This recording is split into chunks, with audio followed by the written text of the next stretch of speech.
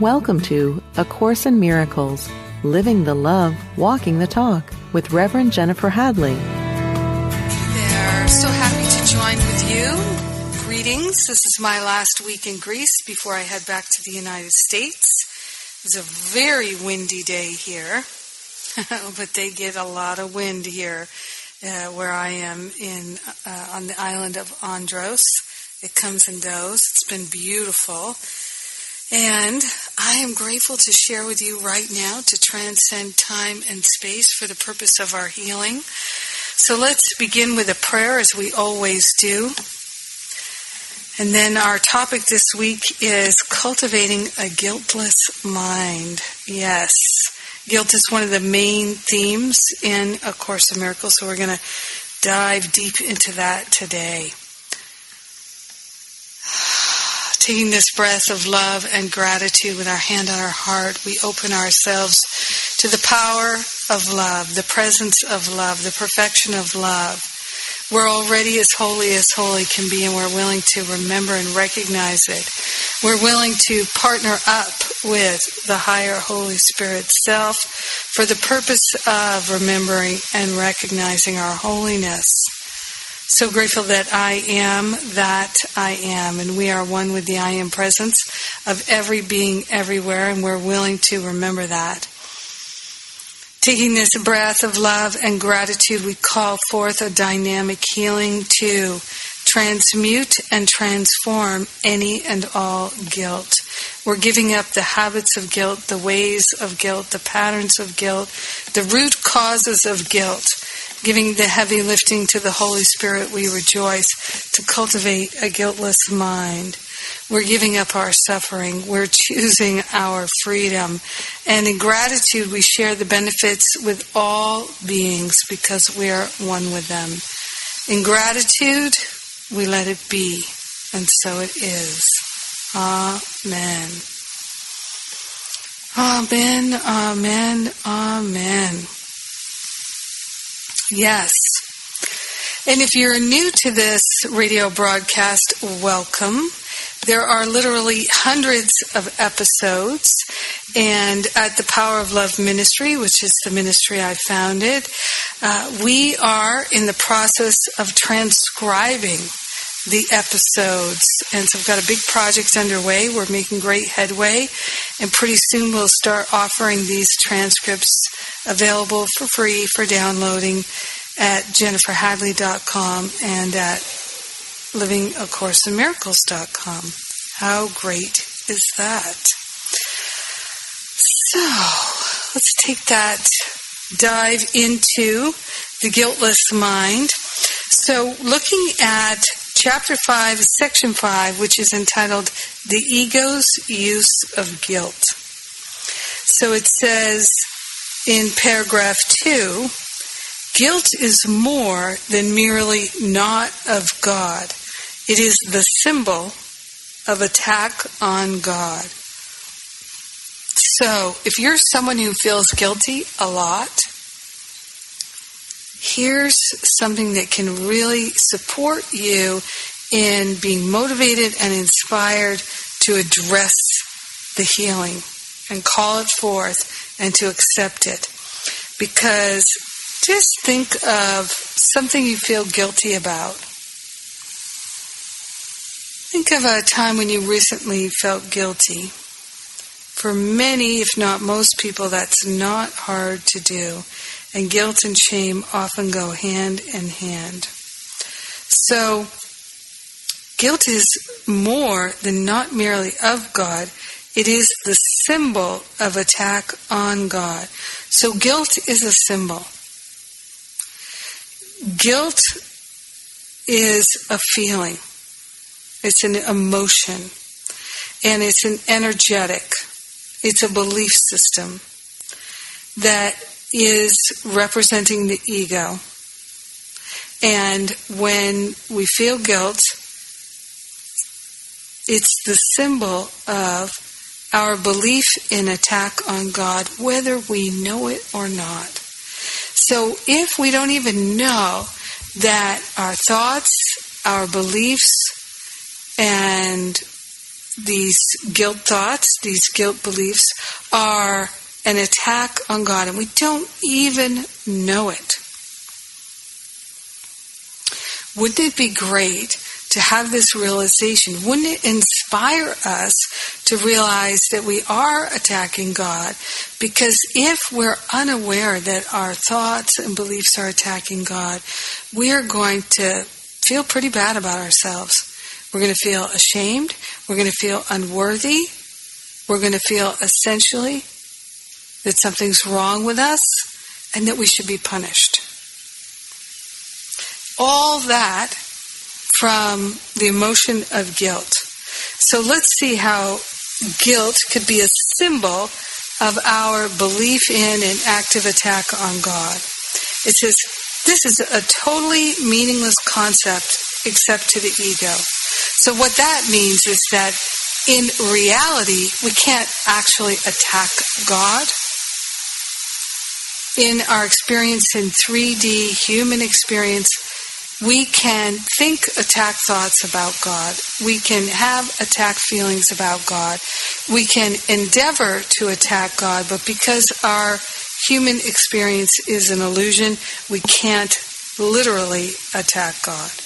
So it's a totally meaningless concept, except to the ego, which is fully invested in the illusion. It says, but do not underestimate the power of the ego's belief in it. This is the belief from which all guilt really stems. So we don't want to underestimate what kind of an impact this guilt is having on our life. This is the reason why we're talking about it today on the broadcast. So paragraph 3 says, the ego is the part of the mind that believes in division. All right, so we knew that. The ego is the part of the mind that believes in separation. How could part of God detach itself without believing it's attacking God? So just think about it logically. How could the ego, which is all about separating from God, actually try to detach itself without believing it's attacking God? So every thought that we have of separation, so every judgment, every criticism, every condemnation, doesn't matter whether we're condemning ourselves or someone else, is an attack on God. Which is why people feel powerless. It's why people feel bad and wrong and ashamed and unworthy. So this is why we put so much focus on eliminating the attack thoughts, because God is all there is. No matter who we're attacking, no matter what we're attacking God. It says, we spoke before of the authority problem as based on the concept of usurping God's power. The ego believes that this is what you did because it believes that it is you. So the ego believes that what we did or tried to do is to usurp God's power. It says if you identify with the ego, you must perceive yourself as guilty. So anyone who's identifying themselves with a body, with a separate self, feeling unworthy, is going to feel or experience guilt. And it says, you will fear punishment. When you feel guilty, you will fear punishment. They go hand in hand. It's important to realize that, right? Because just think about this too. Think about in your relationships with your loved ones. Think about the ones you love the very dearest. Oh, you just love them so much. They're so precious to you. Do you ever say anything that could possibly make them feel guilty? Such as, I wish you hadn't done that, it really upset me. The only reason we would say something like that is because we're identified with the ego and we are trying to make the person feel guilty. We are putting the blame for our emotions and feelings on them.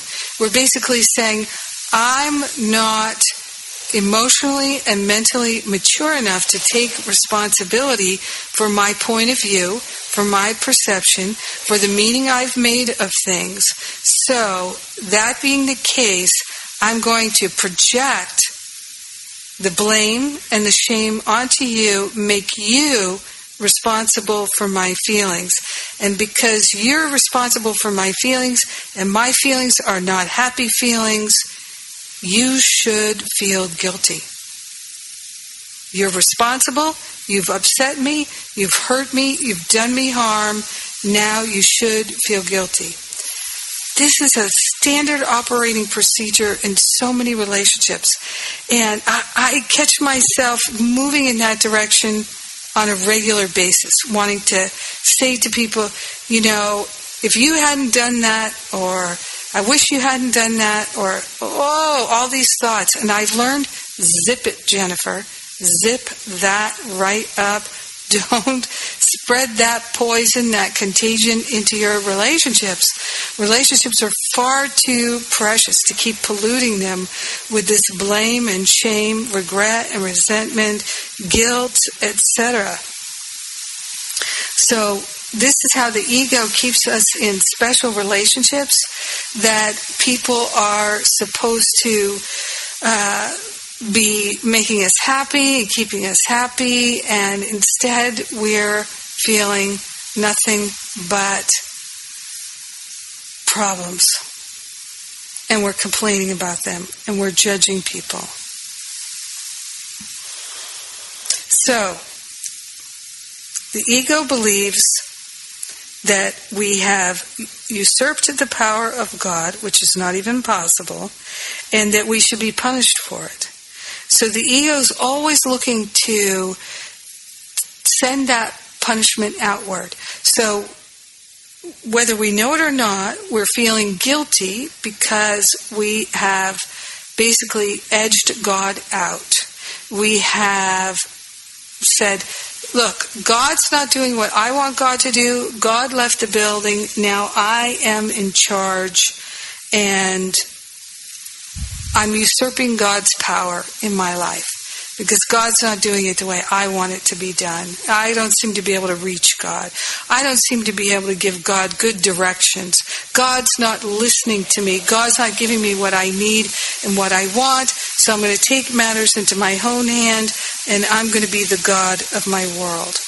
And then we immediately feel terrified because, A, we know that we're not all loving at all, and so we are afraid of having that power.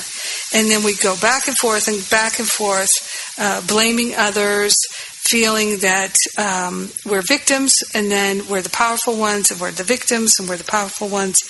And, yeah, it's a nightmare. So it says, if you identify with ego, you must perceive yourself as guilty. Whenever you respond to your ego, you will experience guilt, and you will fear punishment.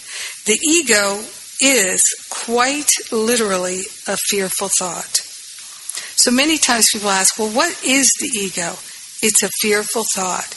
It is a thought system that's all based on separation, on usurping the power of God. So, it says here, however ridiculous the idea of attacking God may be to the sane mind, never forget that the ego is not sane. It represents a delusional system and speaks for it. Listening to the ego's voice means that you believe it is possible to attack God and that a part of God has been torn away from you. So, when are we listening to the ego? So it's saying here, listening to the ego's voice means, this is what it means, that you believe it's possible to attack God and that a part of God has been torn away from you. That's what listening to the ego means. So let's get clear about when are we listening to the ego so we can stop listening to the ego. Isn't that a great idea? Yeah. So basically, whenever we're judging we're listening to the ego's voice. Whenever we feel upset, we're listening to the ego's voice. We're agreeing with the thoughts that aren't true, that the ego is consistently putting forward, that are the thoughts of separation. Whenever we're thinking thoughts of separation, we're believing the ego, we're in alignment with the ego, we've lost our mind. That's why we're upset. That's why A Course in Miracles tells us right in the beginning of the workbook lessons, I'm never upset for the reason I think. Never. So it says here, fear of retaliation from without follows, because the severity of the guilt is so acute that it must be projected. Fear of retaliation from without follows. So in other words, fear of retaliation from outside yourself, believing, of course, that there is an outside yourself, follows, because the severity of the guilt is so acute that it must be projected. So, do you live in fear that people aren't going to like you? Is this a constant issue for you, that you're going to get rejected from people, that you're doing something that's bad or wrong, that you're not acceptable? All of that, literally, is the fear of retaliation for having listened to the ego's voice in the first place. So when we buy the ego's story of lack, attack, limitation, and separation, we're going to have that experience of, I think of it as it's like a boomerang. It's the backwash that comes at us, where we feel afraid of attack, we feel guilty, we feel ashamed, and a lot of times we may have no idea what's really going on, what's really generating it. We might think it's free-floating anxiety, that we can't put our finger on it, just something got triggered.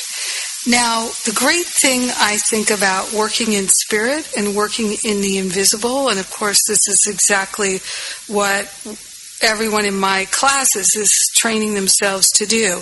So in Finding Freedom and Masterful Living, we're working at this mind training all the time.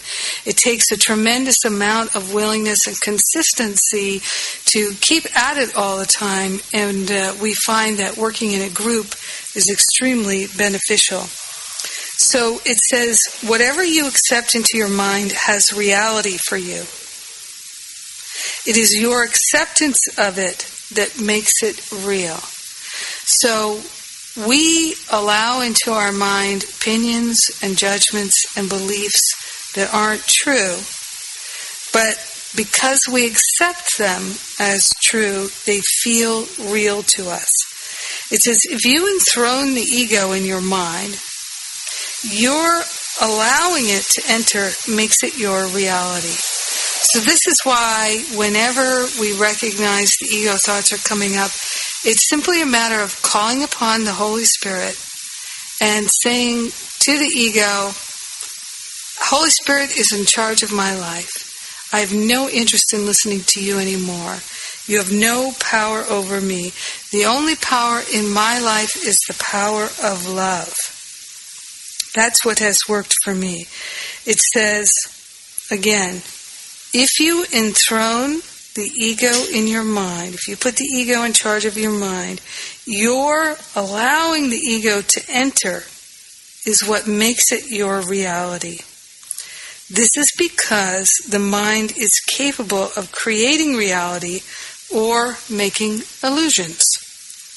I said before that you must learn to think with God.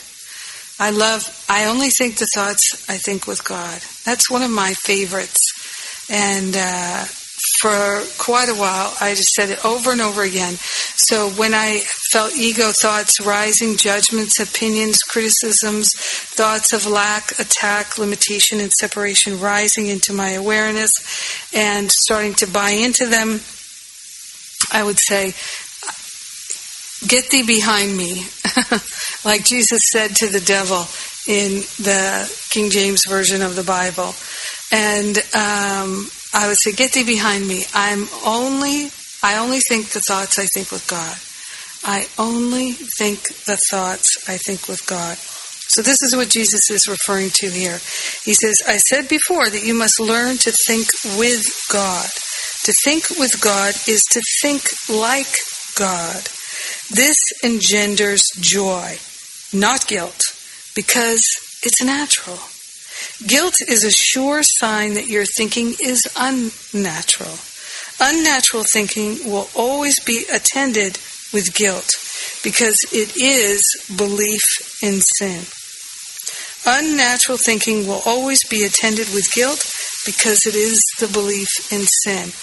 So just think, if we do say something to someone casually like, I really wish you had told me there was a sale on at the store on television sets because I wanted to get a television set and I thought you knew that. We're making someone trying to make them feel guilty. We're trying to project our own sense that we've done something wrong or bad and that they should feel bad about it. I don't want to feel bad about it. I'm going to put it on you. It's your fault. And you're separate from me. So if I put the guilt on you, there's no guilt on me because we're separate. You see, now just think about this. Let's boil it down to the truth. Let's say that we're talking about something as mundane as, I wish you had told me there was a sale on televisions last weekend. I thought you knew. I wanted to buy a television. You weren't looking out for me. You didn't have my best interests in heart. You're not paying attention to me. And now it's your fault. I did not get a television on sale, so maybe I won't be able to get a television now. I could have had a television, but now I don't have one. Or now I'm going to have to pay more for my television or work harder to find a bargain. You can see how all that stuff would be layered into a comment that could be said as lightly as, I really wish you had told me that there was a sale on last weekend because I thought you knew I wanted to buy a television. You could say it so casually, so la-di-da, but underneath that is daggers and and little grenades saying it's your fault, it's your fault, it's you're bad, I'm not bad, you're the one, you're the one, you're the one. And all of that, of course, is affirming so clearly that something bad has happened. I want my TV, right? I want my MTV. I wanted my TV bargain. And now, because of you, I don't have it. It's your fault. Now my upset is also your fault. All of this stuff is your fault, right? That's the ego approach. But what would be the Spirit's approach? How can we look at this with the eyes of God and think only the thoughts I think with God? Well, here you go. It's like this. There was a television sale last weekend. My friend knew it. They went and got a nice television. Must be either it's not a good time for me to get a television, or a better deal is going to come my way. Otherwise, I would have somehow been alerted to the TV sale. If it was in the highest and best interest of me to get that television on sale, I would have known about the sale. But I didn't know about the sale. So I must be divinely guided not to get the television at this time, or to go somewhere else for it. I don't know what the exact thing is, but I am open to being divinely guided in perfect timing. So, all is well, and I, for sure, do not need to feel upset, and I don't need to blame anyone else for my upset. Nothing bad has happened. Nothing wrong has happened. Everything's in divine order. I'm always guided and protected all the time, and I can depend on this. I can count on this. It is eternally so. So we train our mind to think only the thoughts we think with God, which is that everything is in divine order. There is no other kind of order. There's only divine order. How wonderful. How blessed we are. How great thou art. It takes willingness. You see, it takes willingness to see that, oh, you know what? This might not be the best time for me to get a television. Maybe I need to use that money for something else. Maybe another better deal is going to come along. Maybe somebody's going to give me a television. I have definitely had instances, I can't think of one right now specifically, but I've had a number of instances. Oh, well, here's one. This is a perfect example. So, I don't know, 3 years ago, 4 years ago, something like that, I thought, you know what? I would like to get a food dehydrator and make dried fruits and nuts and things like that, and make kale chips and stuff like that. I said, yeah, I think I'm going to get myself one for my birthday. So I went to go shop online. I like to shop online. I like that much better than going out to the store a lot of the time. So I went to go do some research about getting a dehydrator. And Spirit came right into my mind and said, don't focus on that now. When the time is right, you will know what to do. So in that moment, I was very clear and obedient. So I said, okay, great. Now is not the time for me to get a dehydrator. Now is not the time for me to shop for one. When it is time, I will be notified. So I just put it on the back burner. And like once a week or so, I'd think, dehydrator? Nope, not now. Okay, not now. Fine, I'll be obedient. So then what happened was my friend got a dehydrator at Christmas time. But they didn't like their dehydrator. And they said, hey, we got this dehydrator. We decided we really don't want it. We want something else. So would you like it? And I said, yes, I would. And they said, great. There you go. Have a nice time. Enjoy your dehydrator. So I did. I dehydrated a bunch of fruits and nuts, and I shared some with them whenever, it was convenient. And everybody's happy. I got a free dehydrator because I listened. So something better was emerging, but I could have said, oh no, I want it now. I need it now. And then imagine, I would have gone and gotten that dehydrator then, and then my friend would have said 2 or 3 weeks later, hey, I got a free dehydrator. Do you want it? I just bought one. You see?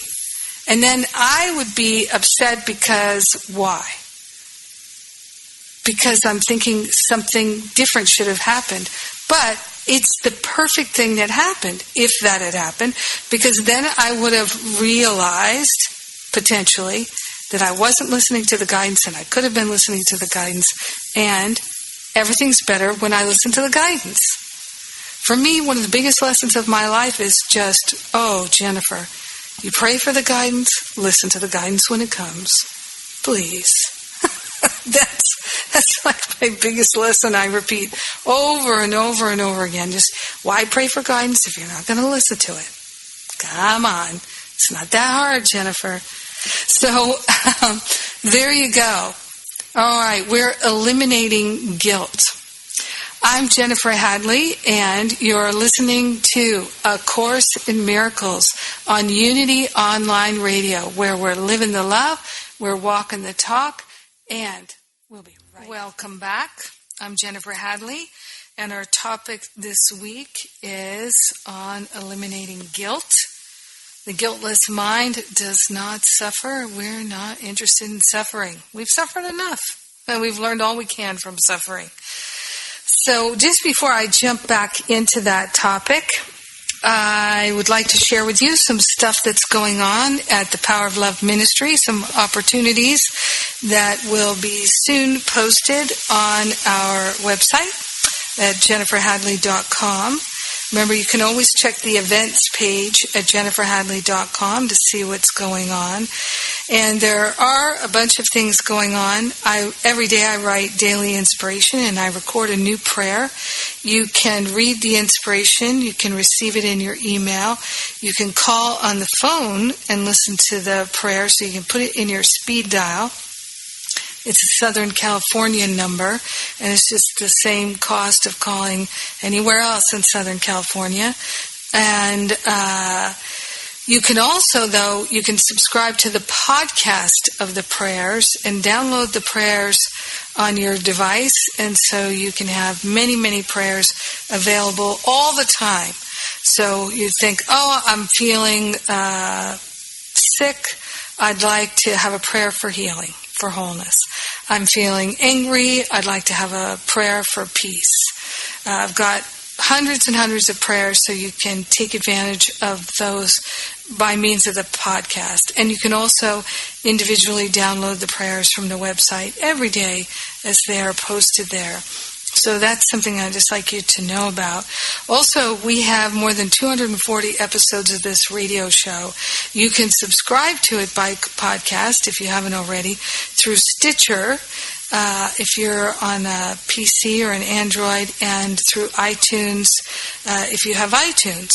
So that makes it easy, and then you can just easily access all the episodes and search for them through an app on your phone device or your iPad or computer. So lots of options there. If you really enjoy this radio show, I invite you to take the time, please, to write a review.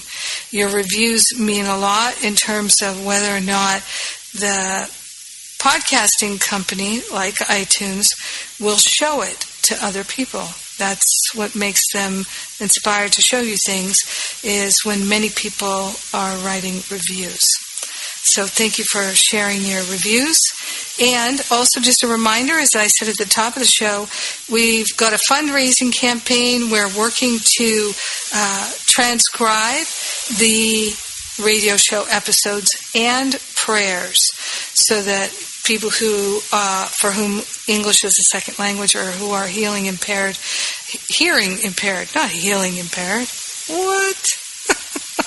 that they could have access to these prayers and the radio show episodes. People have been asking me that for years and years, so we finally started raising the money to do that. You can make a contribution to support this radio show and the transcription at jenniferhadley.com, powerofloveministry.net, or livingacourseinmiracles.com. We're all one organization. Your tax-deductible contributions mean so much in terms of us being able to offer many free offerings. And some of the offerings that are coming up that aren't free, more free offerings will be coming your way. I'm working on some new free classes for July. I'll be telling you about those hopefully in a week or so. But I'm also planning 2 more spiritual counseling intensives, actually possibly 3, in the UK in September, early September, the week of Labor Day here in the United States, so that first week in September, and then in Thailand in early November, and then in Kauai, Hawaii in probably early March, something like that. So working on those 3 spiritual counseling intensive trainings. It's a great opportunity. The people who have come to these in the past have loved them. So working on getting you all of those details. Also going to be offering a meditation retreat. I keep saying meditation retreat. New Year's reboot retreat, which will include meditation at New Year's. So offering a New Year's reboot retreat at New Year's in North Carolina. And also in October, a Course in Miracles weekend retreat. Just going to dive right into the course and get into it and have fun with like-minded souls. And a forgiveness weekend also in October. Both of those 2 retreats will be 2 consecutive weekends, so people could come for the whole week if they like, and do some one-on-one work with me in the middle of the week. And that will be also in North Carolina. The Art of Living Retreat Center has such beautiful facilities, and I really like it there. So we're going to be working on all of those.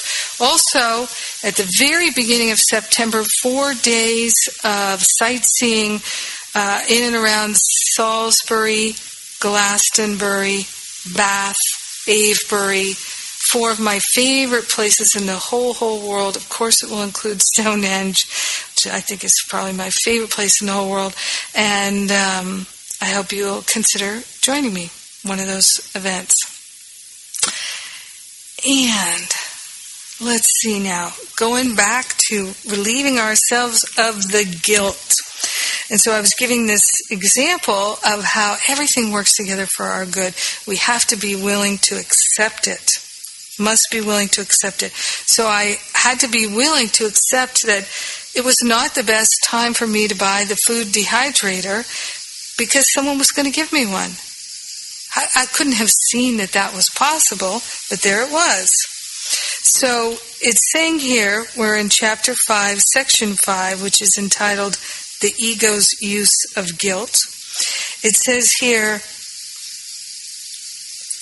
the ego does not perceive sin as a lack of love, but as a positive act of assault. This is necessary to the ego's survival because as soon as you regard sin as a lack, you will automatically attempt to remedy the situation, and you will succeed. The ego regards this as doom, but you must learn to regard it as freedom.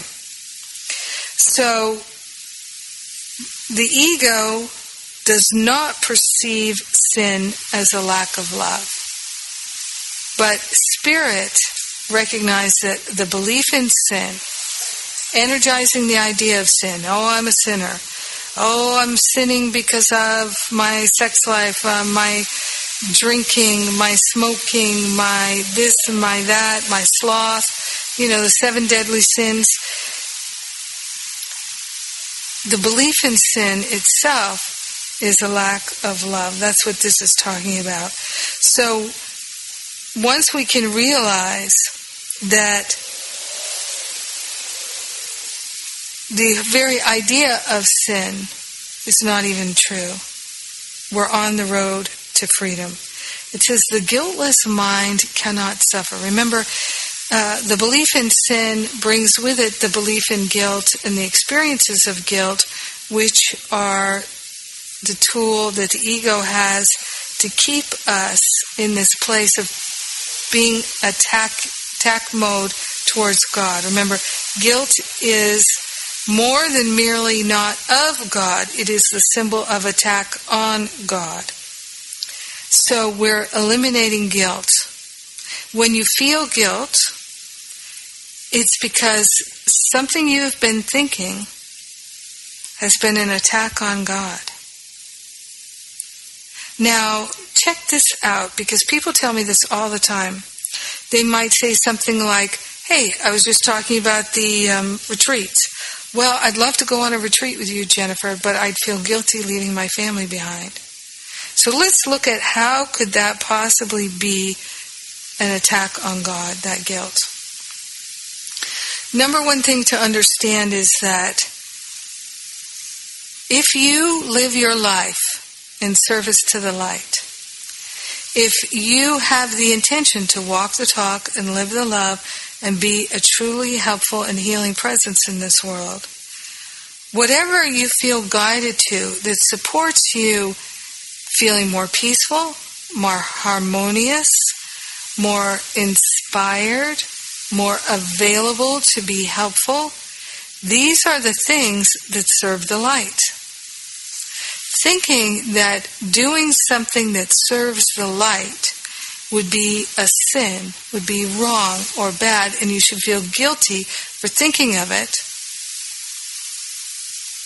is how you attack God.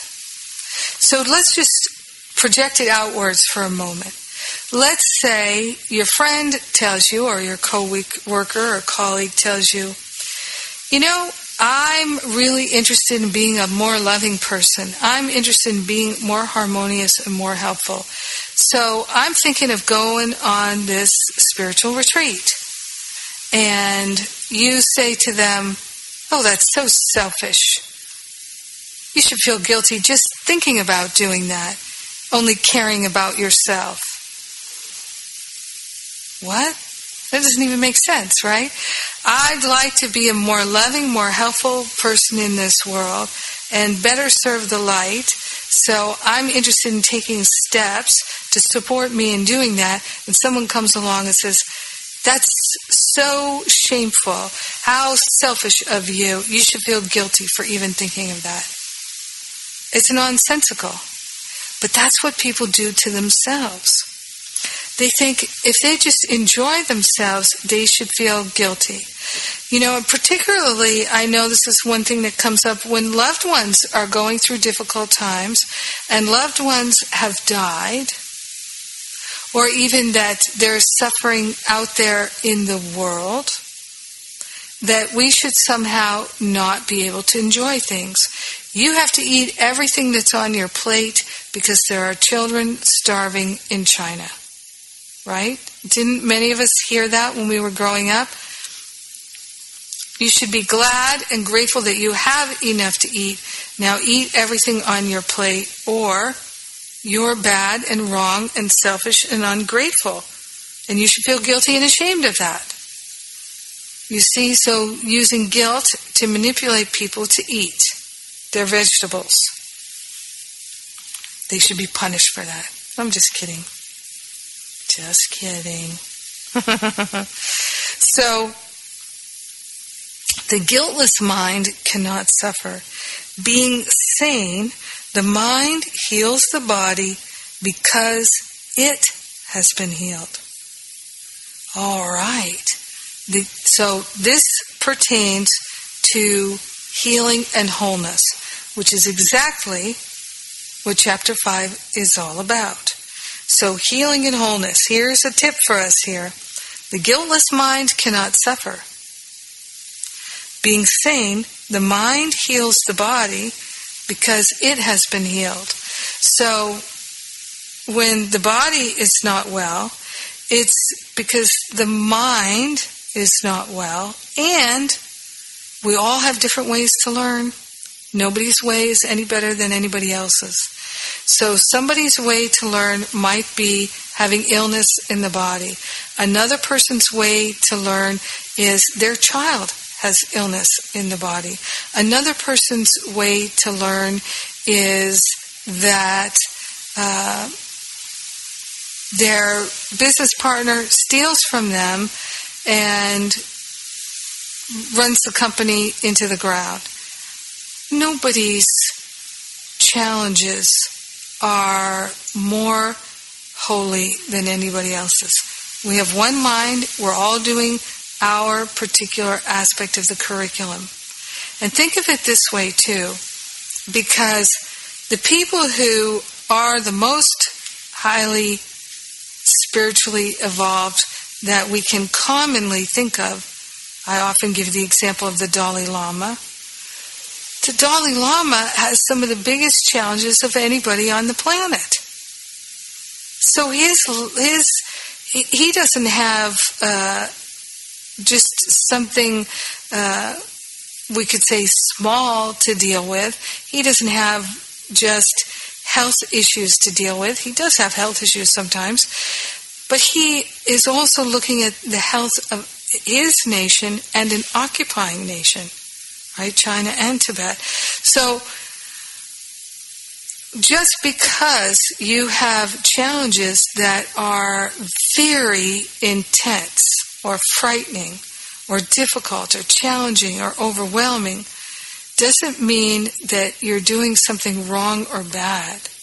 It's so important not to think of it that way. It's just you have your part of the curriculum. Will you heal the mind that made that curriculum? It's for your benefit and the benefit of all. So, being sane, the mind heals the body because the mind has been healed.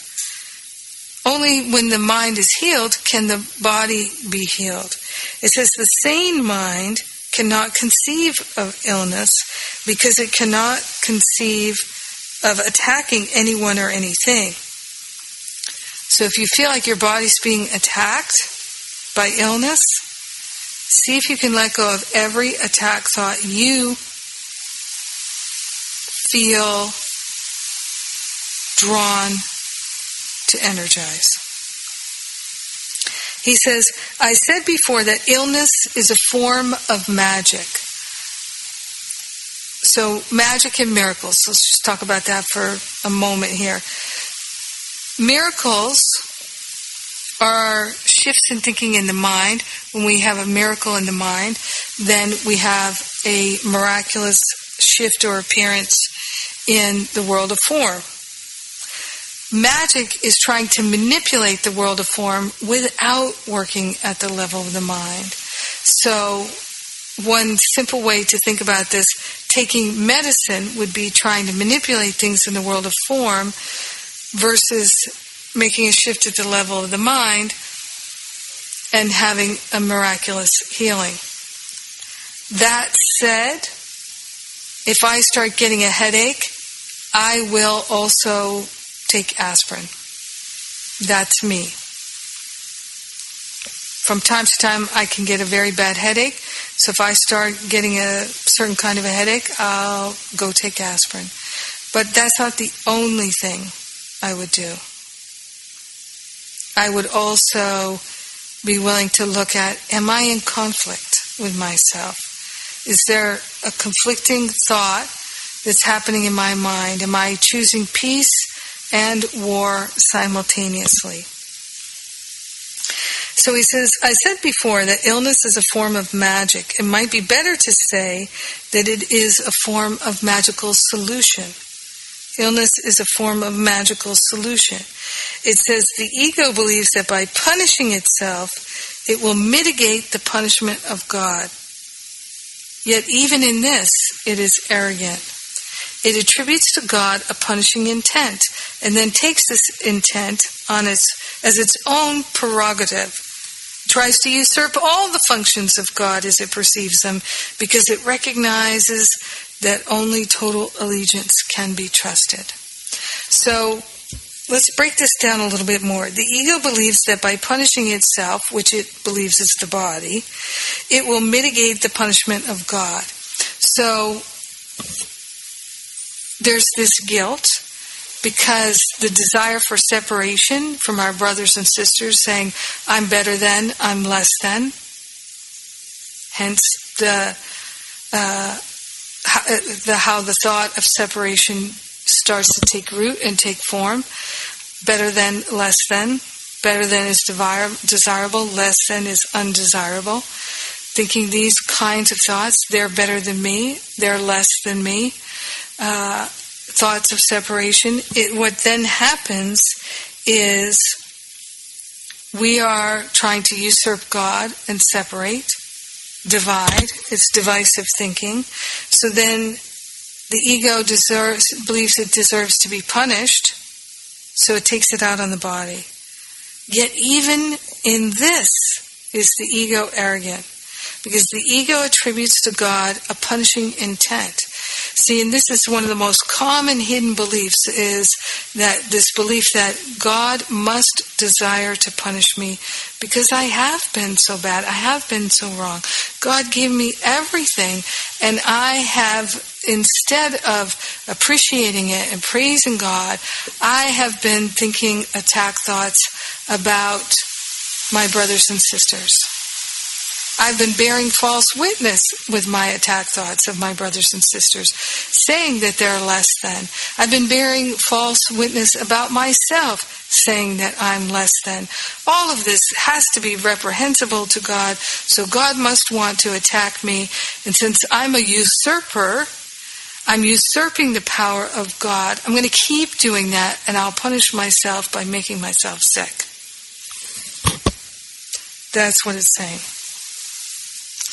It says the ego cannot oppose the laws of God any more than you can, but it can interpret them according to what it wants. just as you can.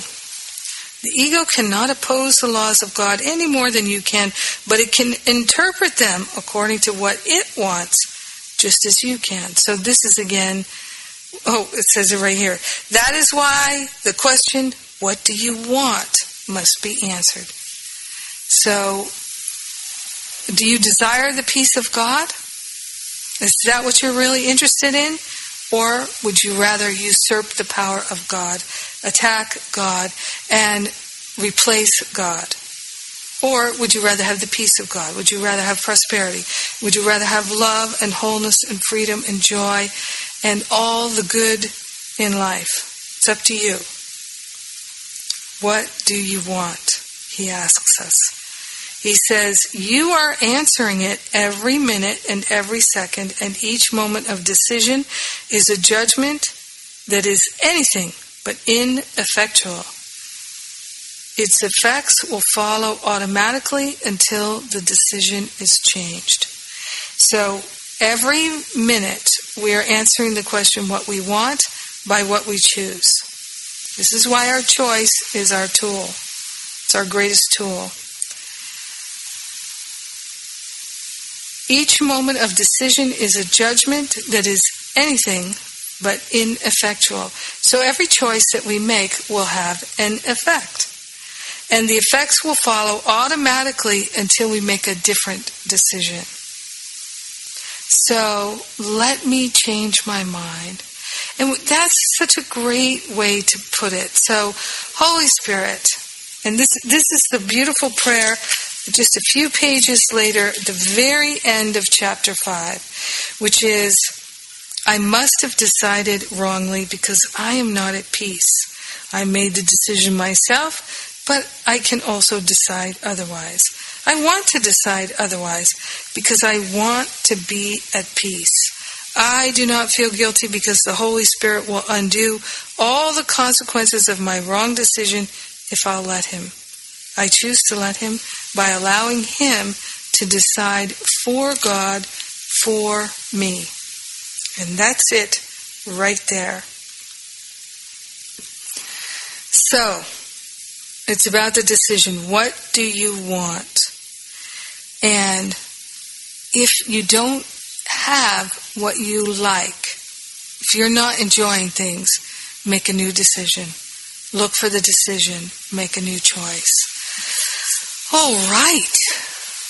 Yes. Once again, a reminder that you can make a contribution to support this radio show. We are listener-supported radio at Unity FM. You can make a donation at Unity. You can make a donation at jenniferhadley.com. Both are tax-deductible. And I invite you to place your hand on your heart once again. Let's take that breath of love and gratitude and be so grateful and so thankful that love is all that we are. Love is all that there is. And we're making the decision right now to choose love. In gratitude, we share the benefits of our loving choice with everyone because we're one with them. In gratitude, we let it be. And so it is. Amen. Amen, amen, amen. Thank you. Thanks so much for joining with me.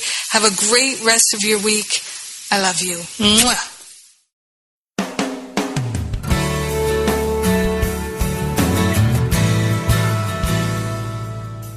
Thank you for tuning in to A Course in Miracles, Living the Love, Walking the Talk, with Reverend Jennifer Hadley. Join us every Tuesday morning at 10 a.m. Central for more tools and insights into how to express your beliefs from moment to moment, every day, in every way. A Course in Miracles, Living the Love, Walking the Talk, only on Unity Online Radio, the voice of an awakening world. This program is brought to you in part by JenniferHadley.com, a global resource providing tools, insight, and support for those seeking to live A Course in Miracles every day in every way. Online at www.jenniferhadley.com. While there, we invite you to visit Jennifer's blog, where you can join with the community of like-minded people who have become Jennifer's prayer partners through her daily power prayer. Like them, you can enjoy this extra support as you come to walk your talk and live A Course in Miracles every day in every way.